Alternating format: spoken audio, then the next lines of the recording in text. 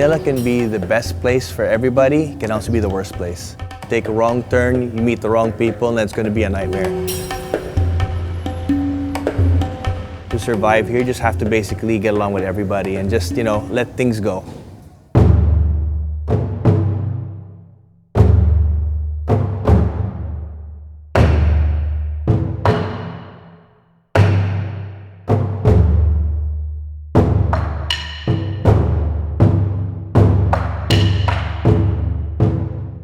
When I was about 9 years old, I used to watch all these ninja movies. And basically, I just wanted to be a ninja when I was a kid. So I decided to start martial arts. And then I always tried studying different martial arts, not just karate, it was arnis, and pretty much that, that gave birth to everything else. I don't think there's such a thing as a Filipino male who has never been into a fight. I think it's very inherent in us. I mean, we're the nicest people in the world, the Filipinos. We're so accommodating, we're nice. But, once you cross that line, that's it. I mean, other cultures can stand in front of each other and shout. We can. If you're a Filipino, if you stand in front of each other and you shout, that's it. there's gonna be a punch there somewhere. So I had to clean it up. And that's why I came up with the URCC, the Universal Reality Combat Championship. And we're like one of the longest running mixed martial arts promotions in Asia now. So I'm very proud to say, I really worked hard at that.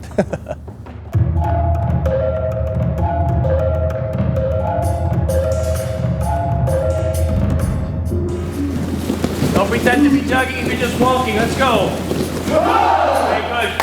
I teach my students Jiu-jitsu. Okay, we do Jiu-jitsu and MMA. We're the biggest team. I think we're the biggest team now in Asia for Jiu-jitsu. In the Philippines, we've won the Pan Asians. This is the biggest tournament here in the Philippines. We've won overall 4 years in a row. And we keep going. We teach mixed martial arts. We've had a lot of champions. Now that we have avenues and places to showcase our skills and focus our energies, there's no street fights. None of these guys get into street fights. If they get into street fights, we kick them out. Because there's no need for that now. Before, yes. Now, there's no need for it.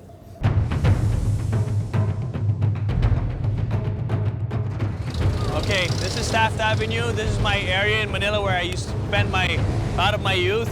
That's my university over there, that's LaSalle. Okay, this street is where we used to hang out in. Those are the bars we used to hang out in.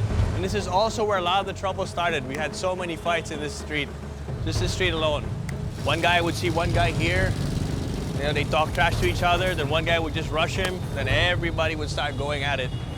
I can't count the number of times I've seen blood on this road.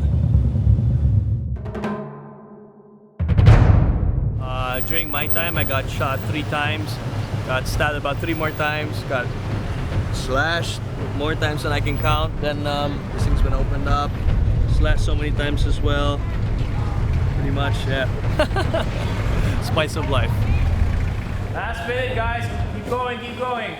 Get the tap out now. You're behind in points. 16, go! I've been in LaSalle ever since I was young, ever since I was in prep, all the way till college. I took a couple of years off to go to study in the States, and then I got to train with the whole Gracie family. That's where I met the founder of Gracie Jiu-Jitsu, Helio, the founder of the UFC. I got to meet Hoist, the first UFC champion, and then I became their student. Then later on, I became their first Gracie Academy representative here in Asia. So I was able to use a lot of their knowledge to help me, and because of what I went through, there's no situation at all that I'm scared of.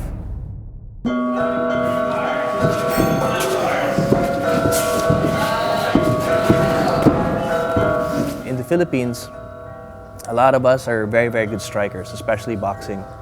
I mean, Manny Pacquiao is just an example of just one of the boxers. He's one of the lucky guys that was given a good break, and he had a good head. I've seen so many boxers here, way more talented than Manny Pacquiao. They just didn't have a good head. Or sometimes they just had bad managers. When we fix that, we're gonna have like 20 more Manny Pacquiaos, literally. In mixed martial arts inside the ring, there's so many things that you can't do. A lot of ring fighters, they think they're tough. As soon as they come in the street, somebody with no training will just have them for lunch. I love the Philippines no matter what happens. Like I said, I have the option to live anywhere in the world. I stay here, always. Organized chaos is the best. It works for me, it works for everybody else. And what I like about Filipinos, no matter what happens to them, no matter how bad it is, they'll always smile it off, no matter what, no matter how bad it is.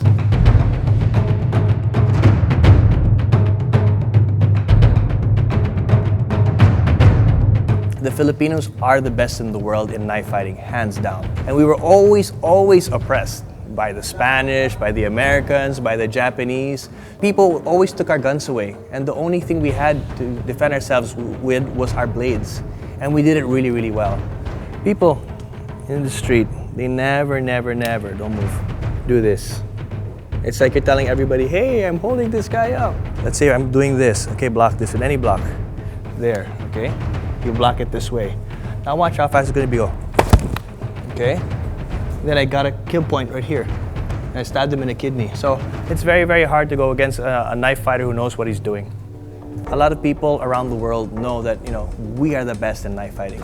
Learn to really defend yourself against the blade from people who have been there and done that and survived. These techniques, which are now going to be revealed to you, are the same ones we previously taught only to the elite US and Philippine military units. The reason why the US Marines are called leathernecks is because they actually had to wear leather here because the Filipinos would slash their necks. Foreigners, US military actually contract Filipinos to teach them knife fighting. Because until now, we're the only culture, one of the few cultures that still has knife fighting. In the US, I've also taught the US Marines and the Navy SEALs as well. There's no such thing as a knife fighting master. And there's no such thing as defending against a knife. There's surviving against a knife. If you're up against a real knife fighter, you will get cut. If someone says, oh, I can defend a knife without getting cut, just run at him and just keep doing this, and trust me, you'll cut him. The streets taught me about loyalty, honor, courage. Believe it or not, all of these fights, I've seen the best and worst in people.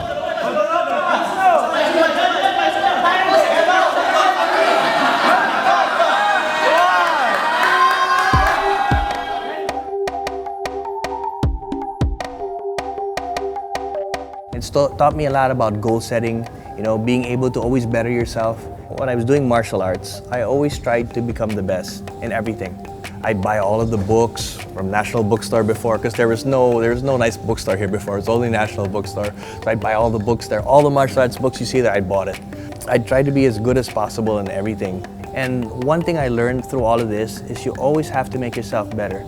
No matter what goal you've achieved, no matter what black belt you have, you always have to be constantly learning to make yourself better or you go down.